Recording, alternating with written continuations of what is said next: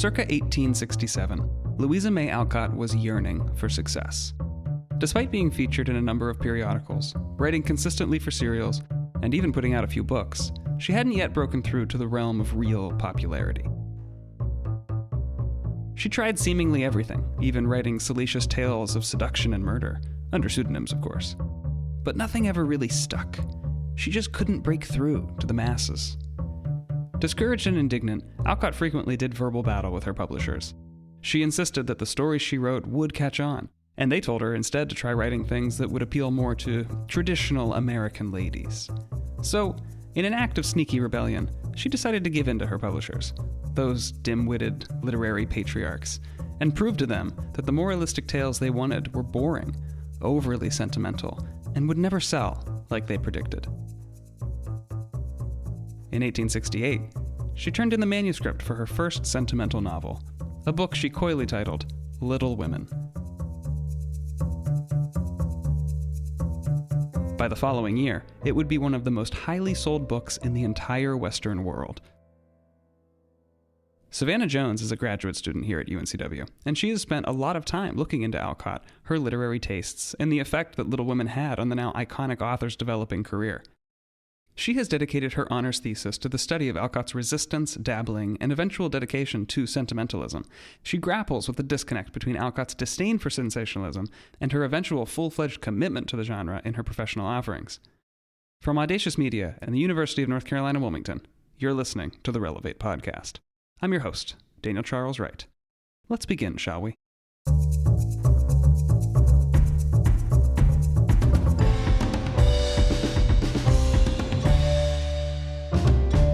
Savannah, thank you for coming on the show.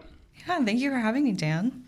What led you to start studying Alcott and her relationship with sentimentalism? I had Dr. Shellnut's American Romanticism class, and there was one quote in particular from Nathaniel Hawthorne that she read to us, which, if you know anything about Nathaniel Hawthorne, you've probably heard it, but it's his quote about saying, "The scribbling, damned mob of ink-stained women, and I'll never have success while they have their trash.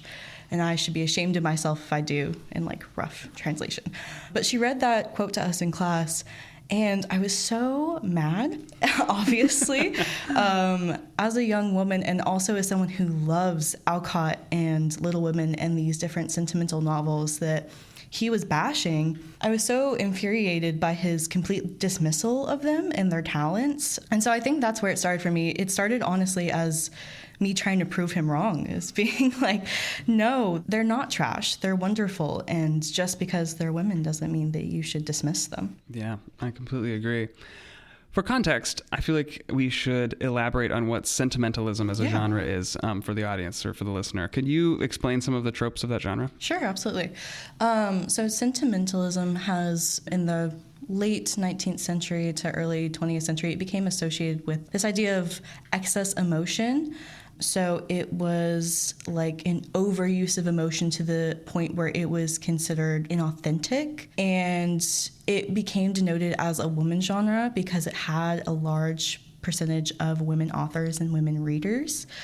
It hit its popularity mid-19th century and then started to kind of rapidly fall after the Civil War. But then late 19th century and early 20th century, a lot of male critics really started to bash the genre a little bit and call it things like inauthentic and women's genre and not as good as like the literary greats of the male authors of the previous century. Yeah. Can you talk a little bit on the forces that led to sentimentalism's popularity at the turn of the 18th century? Yeah, sure.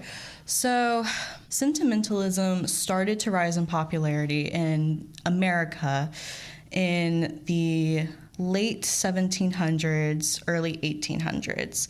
Part of that was because the cult of domesticity and Republican motherhood had a huge rise with the turn of the 18th century. And so with those ideas, women were, to a degree, I mean, my thesis is about kind of how we think of the spheres as very limiting, and in the cult of domesticity, they're supposed to be completely separate and never overlapping, with women relegated to the domestic sphere. However, scholars have now kind of started to see that there's more overlap than we initially thought.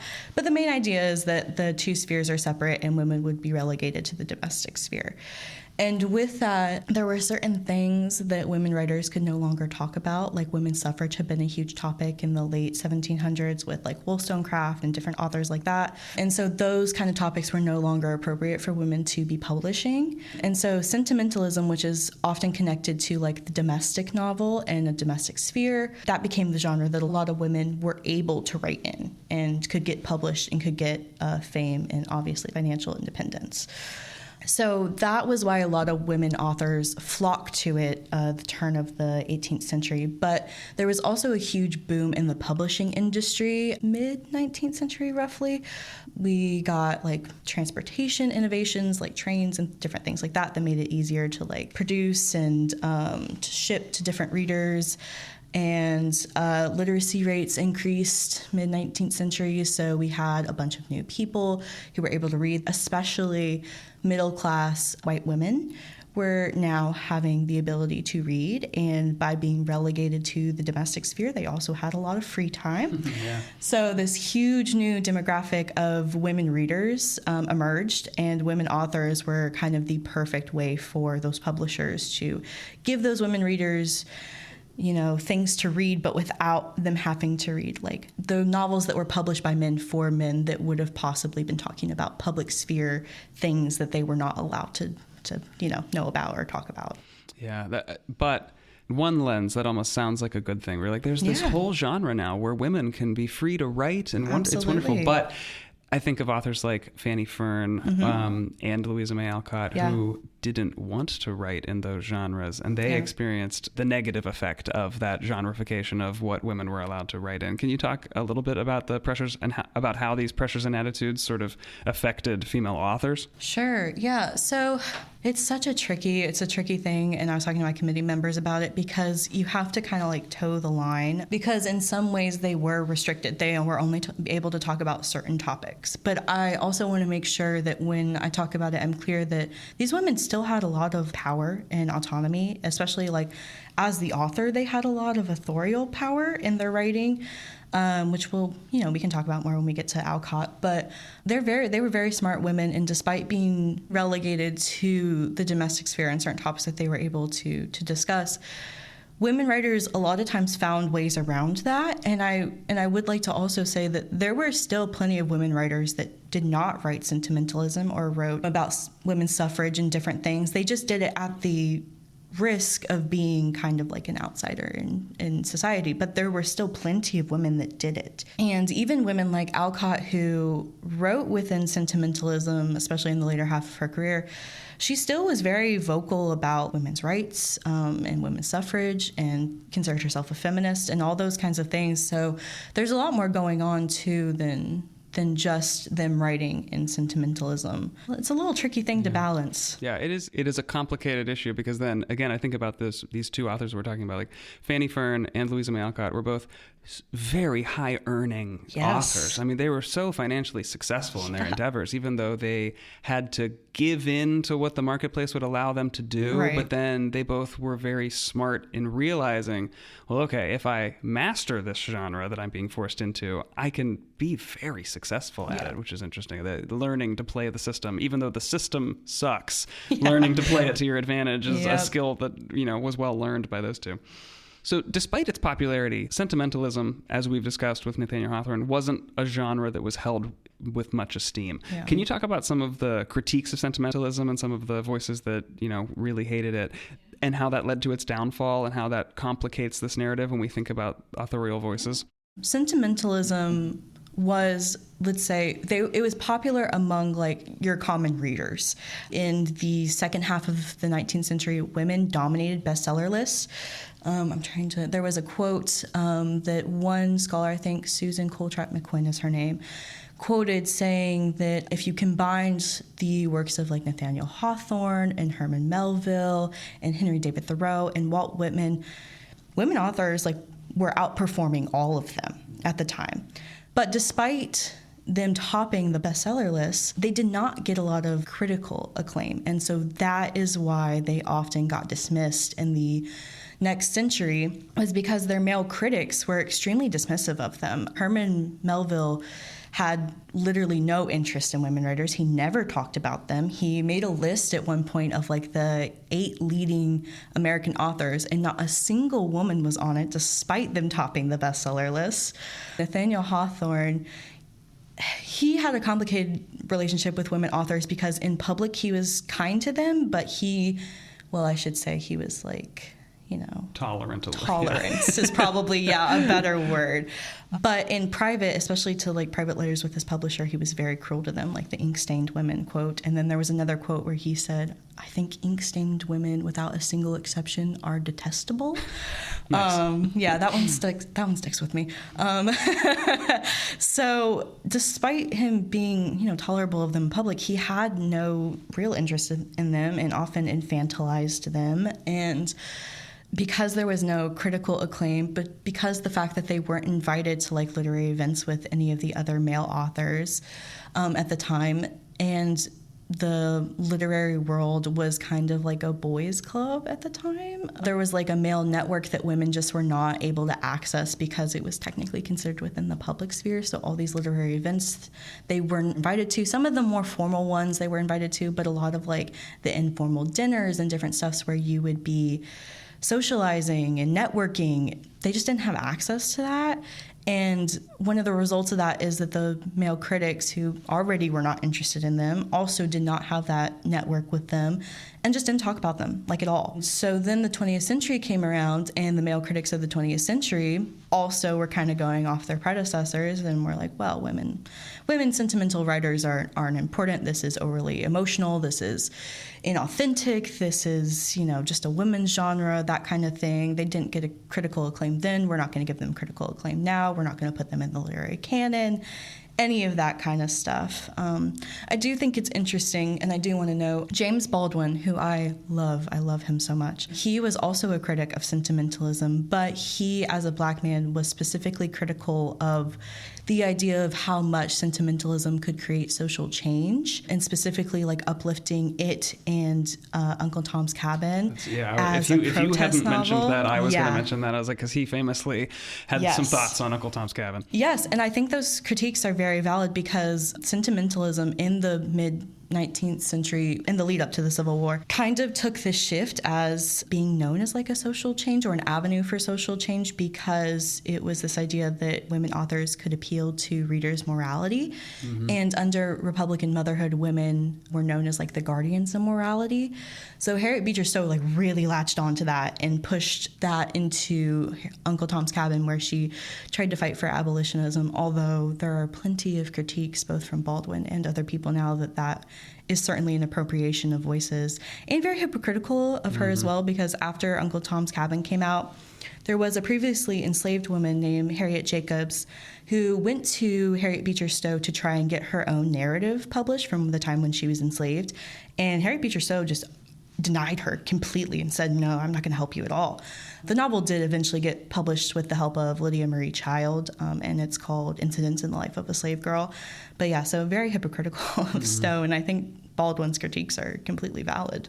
Yeah, that actually leads really nicely into my next question, which is that, so sentimentalism and all of these brilliant women authors were not respected at their time, and even in the following century, because the critic dismissal, the scholars of the next century also dismissed them. And so, but here we are, and we're talking about them, and they have come back. They've had especially at UNCW, because of Dr. Blevin Shelnut, we've had a real moment of relevation, which is what this podcast is all about. Could you please talk about what led to that? How did these start to get unearthed from the archives again, and why are they now back in the discourse? Yeah, they really started to come back with the feminist theory, the rise of that in tandem with the rise of second wave feminism in the 1970s. There was a huge push to go back and look at the women writers of the previous century that had long laid forgotten. And sentimental writers was a huge part of that. And so you get the rise of people like Harriet Beecher Stowe to some degree. Alcott especially came back hard in the 70s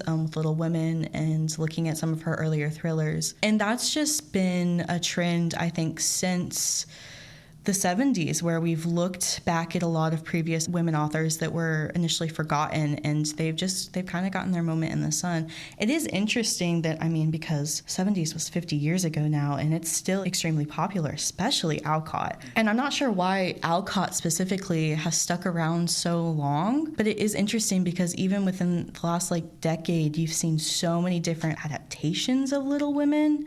Yeah. Greta Gerwig did that super popular 2019 film, and there's been different TV shows, as you were saying, there's an anime, there's a manga. Yep. I know there's been several different book adaptations of it. It's spin-offs, everything. I think we talked. I talked to Anne Lee Williams about this because her thesis is also on a completely different aspect of Alcott's popularity, and the conclusion that we sort of arrived at was just the innate relatability, just the eternality of a story of 4 girls growing up. It's that is a story that is, I hope never gonna go away. I have 2 girls of my own, and there's things that they do, and they're very young. I'm just this really reminds me of Little Women. Yep, absolutely. I think that it's just so relatable, especially to an American audience. We're just it's our cottage core, the heart of our cottage core. It is.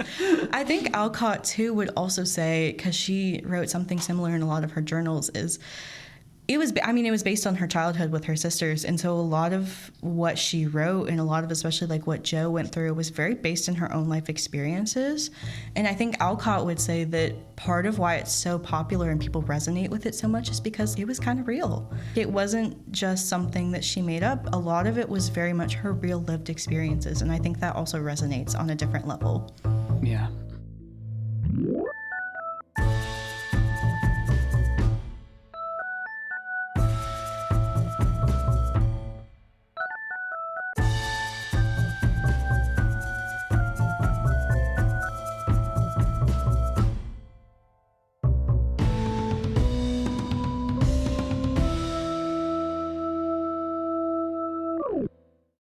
All right, so let's actually talk about Little Women now. Little Women is definitely a sentimental novel, and yet Alcott, sort of famously, if you read the paratext that's included in a lot of the publications of her books, was not an overly sentimental author, and she was very resistant to the genre. How do you see her opinion of sentimentalism change over the course of her career? As you know, she was extremely resistant at first to writing a girl's story, as Thomas Niles requested of her. And what happens is, over the course of writing the first Little Women and then having it published, the big thing is it was a huge success.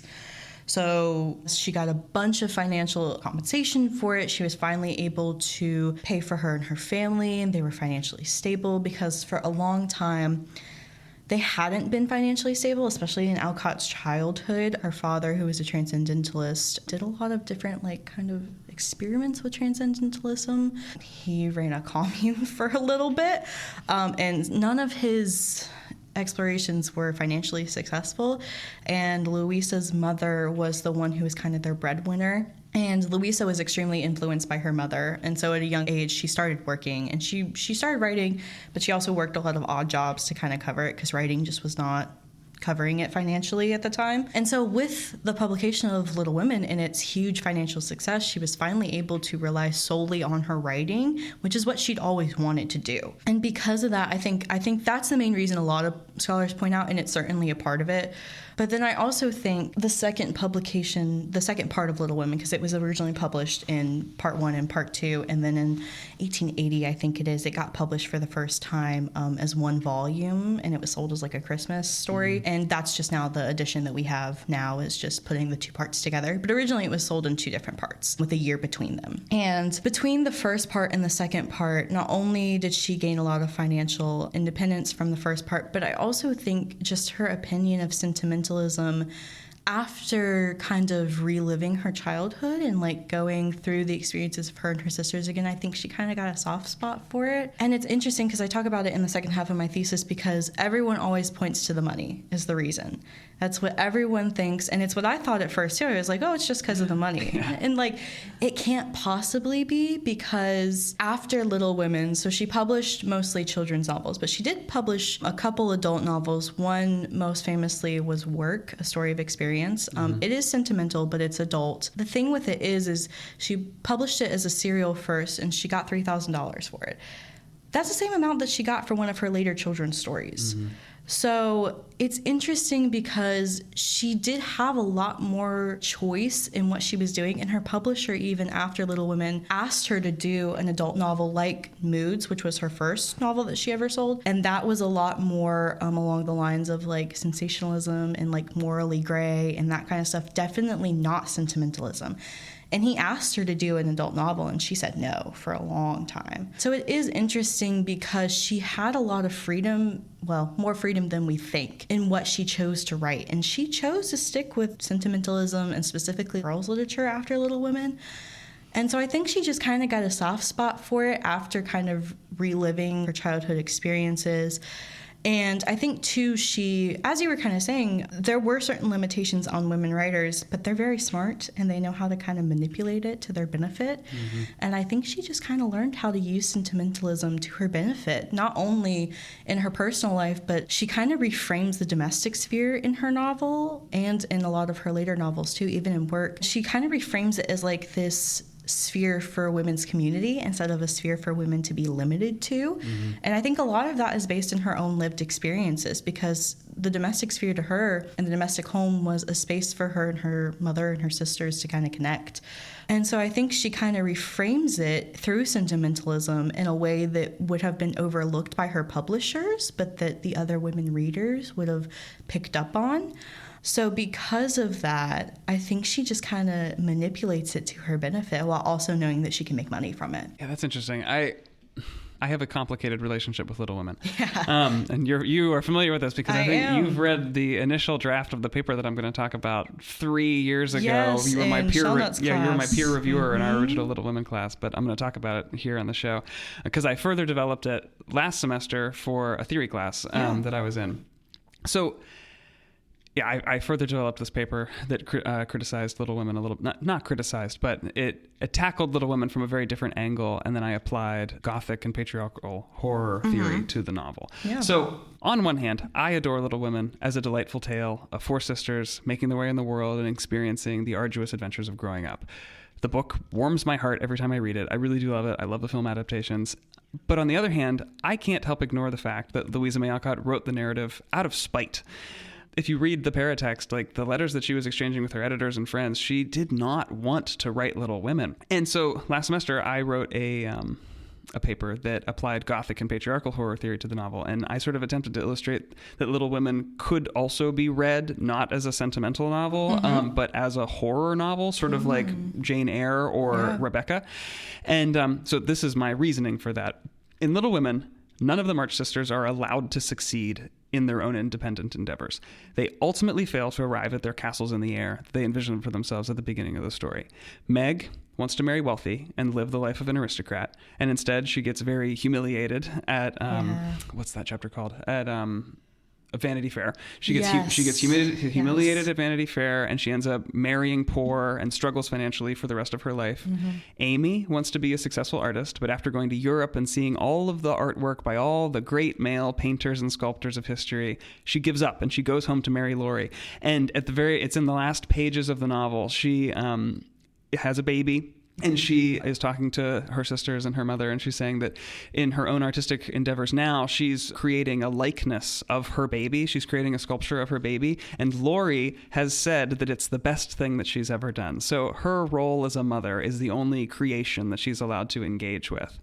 Jo, in what I consider to be the most harrowing defeat, and which makes sense if we consider Jo a self-insert for Alcott, which most people do. Jo tries with all of her might to become a successful writer, much like Alcott was trying to do when she was writing the manuscript for this novel. Right. But Jo ultimately quits to marry stinky old Professor Bear, who is sort of universally hated. Yes, and Professor absolutely. Bear is characterized by Alcott as looking and acting just like Jo's own father. And at the end, they're walking arm in arm around the orchard. And so Jo, in essence, marries a physical embodiment of the patriarchy. at the book's end, each girl has had to undergo an episode of soul-crushing humbling before they're allowed their, quote, happily ever after. They have to discard their personal ambitions and submit wholly to the patriarchy. Yeah. And this is why, because I left his sister out, this is why Beth, who is described as perfect, angelic throughout the whole novel, her only transition that she can undergo is death. Alcott kills her because there's no transition, there's no transformation that she can undergo under the patriarchy. She's already achieved all that she can achieve in life, so she just dies. And this, I think, is sort of the heart of what Alcott was getting at in her snarky novel. I think that she was so fed up with the patriarchy, stomping all over the work that she wanted to publish, and she specifically wrote the most wholesome Christian sentimental tale that she could, just to sort of cheekily appease the publishing gatekeepers. But because she was a genius, she hid this like perfect feminist horror novel inside the lines of her sentimental novel. And the point to me is not in them accepting, like, the point to me of the novel is each girl's ultimate failure to achieve their individual dreams. Yet, and this is why I wanted to talk to you about this, especially on the air, your thesis discusses Alcott's continued commitment to the genre even after her initial disdain. So, like, what are your feelings on my theory, and how do you think that maybe Alcott's mind did change throughout this process? Well, I think your theory is very interesting. And I will say, I think it's very funny because we both, in that class about Little Women, Dr. Shelnut put us together and we had written like opposite papers with you having this kind of argument and me having the other argument of like, well, no, actually it's very feminist for the time period, which is just very funny. And so I think you have wonderful points. I mean, you're right, their castles in the air change drastically. And Amy's figure is one that has always frustrated me because she does go home and is a mother and she marries Laurie and she wanted to be a great artist. If you've seen the 2019 film Little Women, they do switch up Amy's character a little bit. They give her some new speeches and stuff, which I think just really super well complicate that in Amy's character. Florence Pugh is also great in everything. But I mean, I think you make a good point that it's confusing because Alcott was a literary spinster and she wanted financial independence and she got it. And she was told by her publisher that, you know, Jo has to marry someone. And that's why she married her off, because originally she wanted Jo to be a literary spinster like her. But the thing is Alcott still gets to choose who Jo marries. And she chooses Professor Bear. And so one side of it is she doing it to kind of say, like you're saying, like it's a patriarchal representation and Jo is defeated by it because she has to marry this like patriarchal person. But I think on the other side too, when you get a little into Alcott's history, yes, Professor Bear resembles her father. Professor Bear also resembles Henry David Thoreau, who was another transcendentalist who was friends with her father and also would have been, I think, in roughly like his early 20s when Alcott was a little girl. And I believe he did help tutor Alcott and her elder sister, Anna. And there's rumors now, I won't say like this is super scholarly backed up, but it is a rumor among scholars that Alcott had a crush on Henry David Thoreau. So when you complicate the narrative that way, I like how juicy this has gotten. Yes, we're talking yes. the old author gossip column right now. Yes, yeah. No, this was like, I mean, this is a rumor that a lot of scholars know and kind of believe. I mean, I don't know how much proof there is for it, but she knew Henry David Thoreau, and he was friends with her father, and she would have known him as a young girl, and he would have kind of been that stuffy older professor character to her at the time. But there is several rumors that she was interested in him, and not just like, I mean, romantically, but she also believed in this idea that he kind of also believed in this idea of equal marriage. So kind of like marriage isn't just a romantic venture, but is a companionship. And so you have to find someone who has similar ideals to you and that kind of thing. And since they were both moved by the same like transcendentalist movement and grown up in that, I think they had a lot of similar ideals.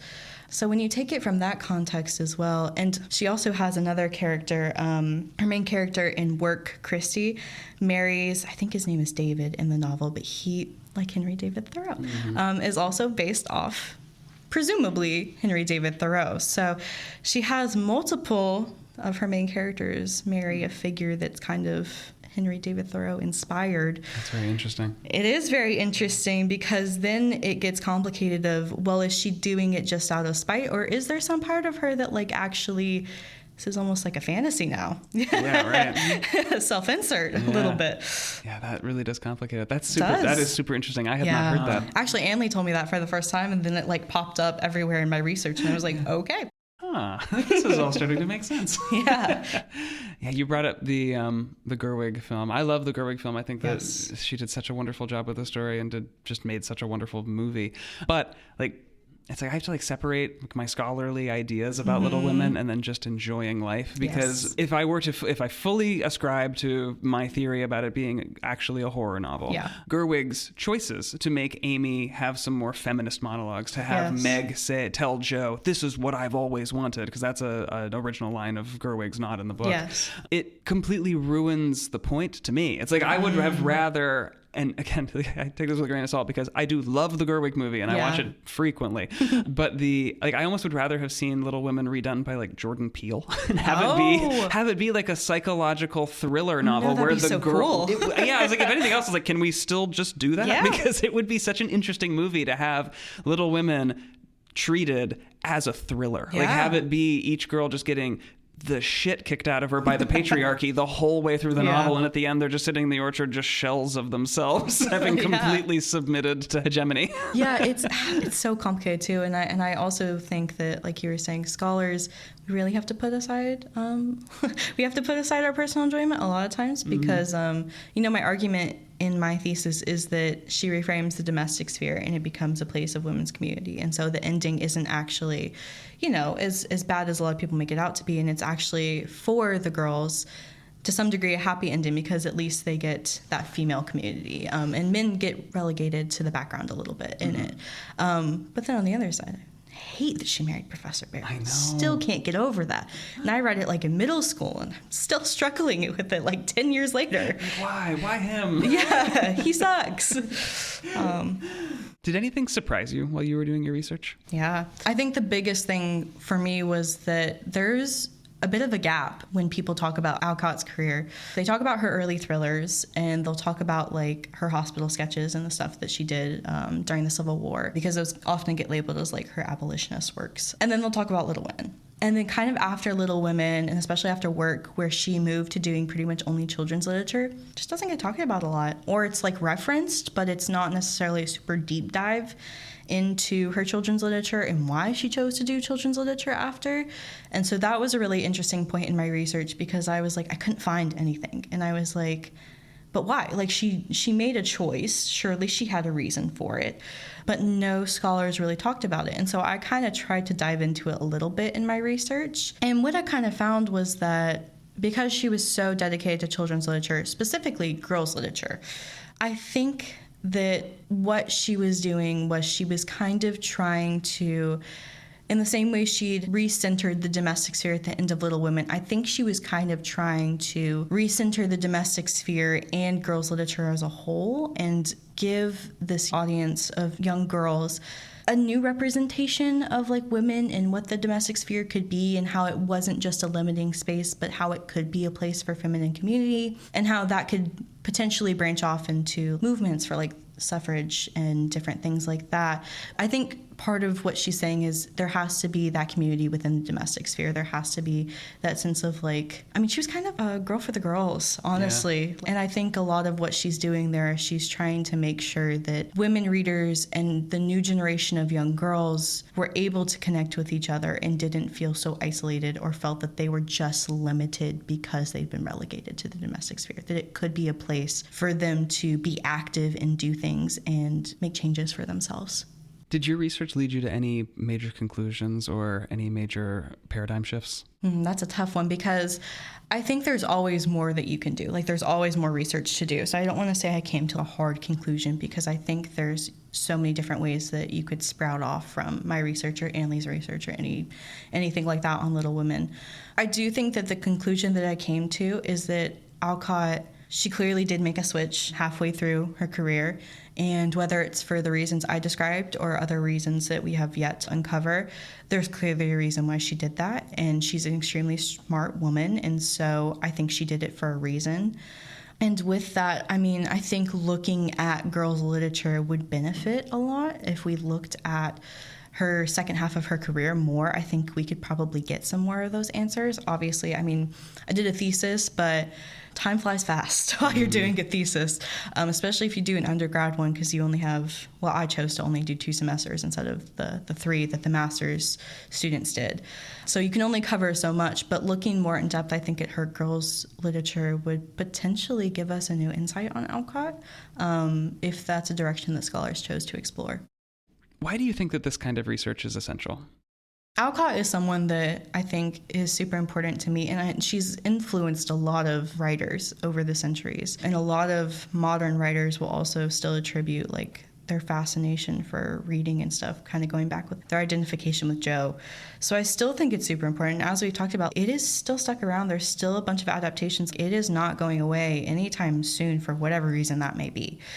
And so to a certain extent, I think it's still important that we're making sure that we look back at that research and we make sure that we're getting a full picture of what that was like, and we're not just representing one dominant ideal. That's why I was trying to say, you know, like, there is this idea of what the cult of domesticity is, but there was a lot more fluctuation than we originally think and that we often perceive it as. And I think that's the same with Alcott and her career and different women writers' career at the time. So I think it's important that as this continues to be super popular in both scholarly research but also popular culture, we're just making sure we go back and we get that full picture, because there's a lot that gets missed and misrepresented when you lose some of those pieces. And with that, too, I mean, I talked about this in our research methods class last year, but there's also been adaptations of Little Women that have, like, kind of changed the audience that it's for.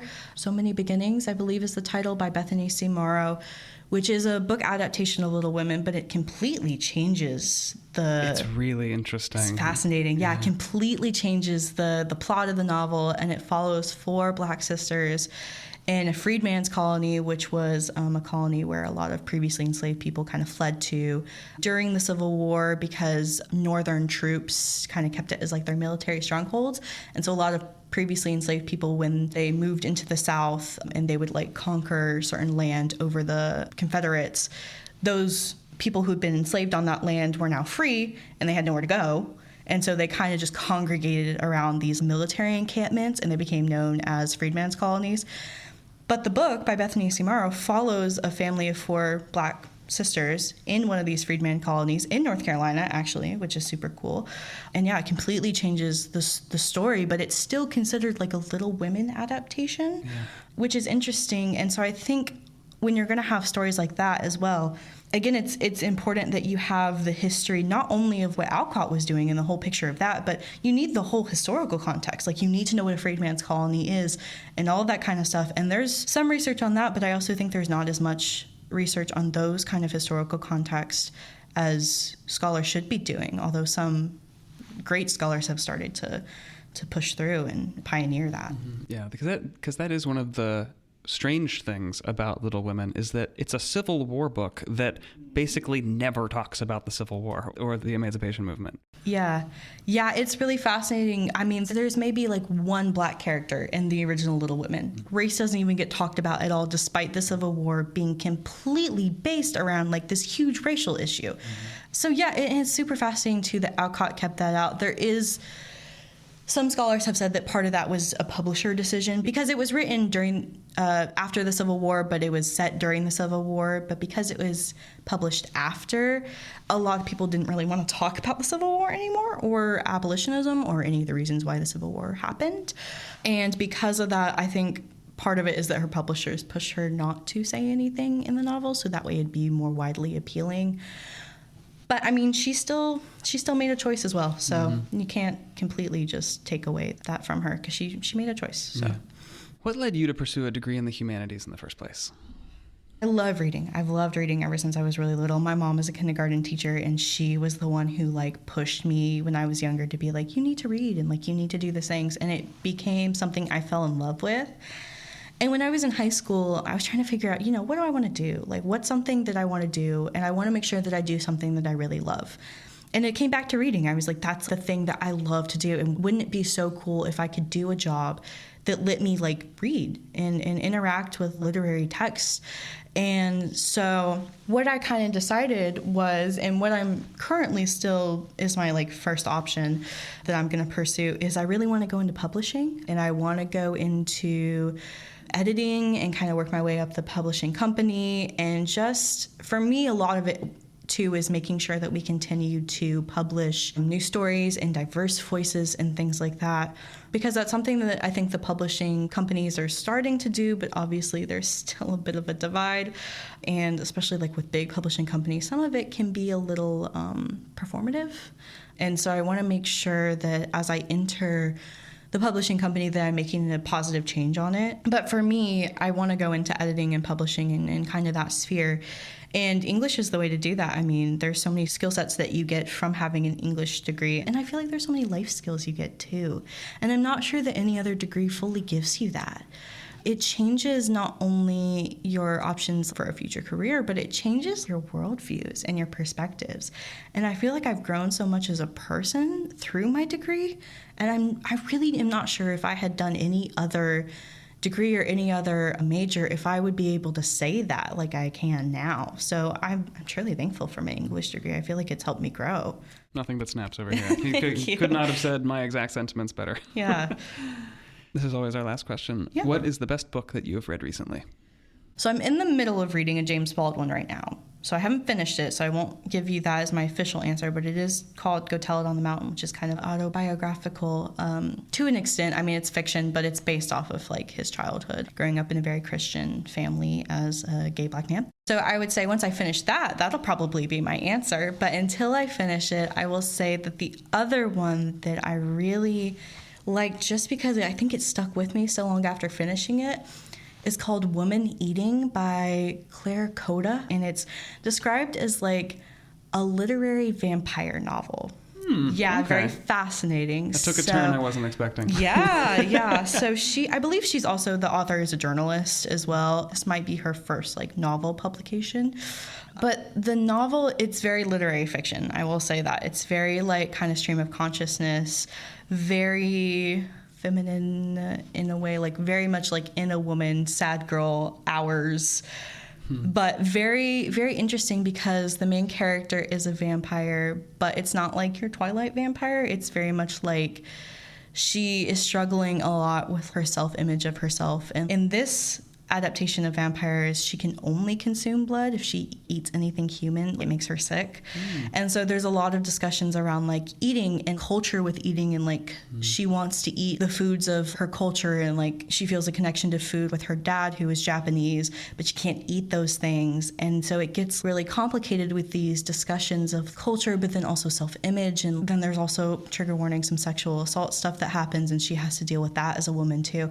It was just really fascinating. And I think just the way it was written, something about the writing style for me, and being in the main character's headspace for so long, I just felt really connected with her and her like femininity and just like being in that headspace. Very cool. Yeah, that sounds fascinating, and I'm definitely going to throw that on my list. Yeah, it's kind of weird, but I think it's worth it. I think people should give it a shot. It's super cool. It's not like anything else I've read, and I think that that's always something that, like, if it's not like something else I've read, then it's immediately interesting to me. Yeah. Savannah Jones, thank you for coming on the show. Thank you for having me, Dan. I had a fantastic time. Good.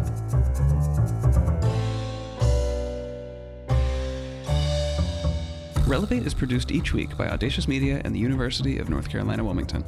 Today's episode was hosted, produced, and edited by myself, Daniel Charles Wright, and executive produced by Dr. Megan Sweeney. Special thanks to Randall Library and the excellent people at the Digital Makerspace for lending us their studio. If you have a project, a paper, or a topic that you'd like to discuss on the podcast, and you're a faculty member or a student of an accredited college or university, please send us an email at relevatepod@gmail.com.